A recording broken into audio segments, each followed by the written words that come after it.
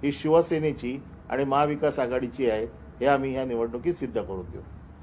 Sir, Pandurang Sapkal हे जे तुमचे जुने शिवसैनिक होते त्यांचं आज सकाळीच निधन झालेलं आहे. पांडुरंग सकपाळ हे आमचे शिवसेनेचे अतिशय कडवट निष्ठावान कार्यकर्ते होते. माझ्याबरोबर ते शिवसेनेचे विभाग प्रमुख म्हणून त्यांनी काम केलेलं आहे. त्याचबरोबर त्यांनी माझ्याबरोबर ट्रेड युनियनमध्ये असताना स्पीडी ट्रान्सपोर्ट नावाच्या कंपनीत ते कामास होते. तेथे युनियनचं काम बघायचे. मी गेले कित्येक वर्ष त्यांच्याबरोबर काम करतोय. अतिशय शिवसेनेचा हाडाचा सच्चा कार्यकर्ता आज शिवसेनेने गमावलेला आहे. एखादा कार्यकर्ता उभा राहण्यासाठी कित्येक वर्ष लागतात, परंतु जाताना तो चटकन निघून जातो.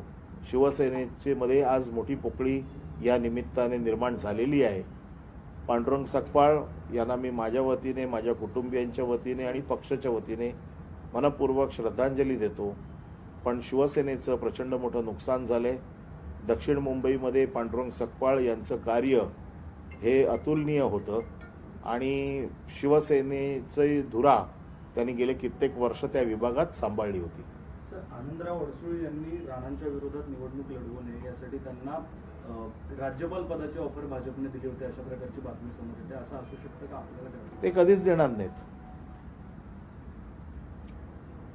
भाजप सांगेल ते कधीच होणार नाही. अशा कित्येक लोकांना राज्यपालांची ऑफर दिली आहेत असं मी ऐकलेलं आहे. कित्येक लोकांना वेगवेगळ्या कमिट्या देणार असं मी ऐकलेलं आहे. आता संपत आलं सगळं. आता नवीन सरकार येईल. ते नवीन सरकार यांचं येईल की नाही याबद्दलच साशंकता आहे त्यांच्या मनात. त्याच्यामुळे बोलायला काय जातंय. चला, थँक्यू.